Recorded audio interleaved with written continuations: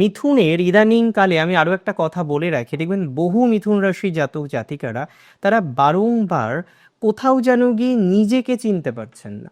মানে হয় না যে আমি কেমন সেটা তো আমি জানি, মিথুন কেমন সেটা মিথুন জানেন, কোনটা তাদের পছন্দ কোনটা তাদের অপছন্দ, কোনটা মোটেই তারা পছন্দ করেন না, এই সমস্ত বিষয় তাদের কণ্ঠস্থ। কিন্তু কোনো একটা জায়গায় গিয়ে আমরা বারবার দেখতে পাচ্ছিলাম যে মিথুন কিন্তু খুব ভালো নেই।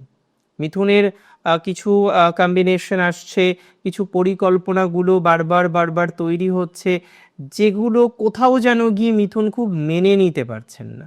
আমি একটা কথা বলি, দেখুন কিছু কাজ এমন করেছেন যেটা মেনে নিতে পারছেন না, একটা রিগ্রেট ফিল হচ্ছে, এই রিগ্রেশনটা না দূরে রাখতে হবে।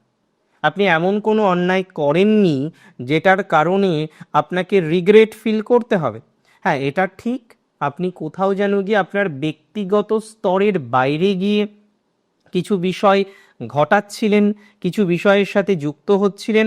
হ্যাঁ, সেই জায়গাটাকে স্টে করার চেষ্টা করুন না।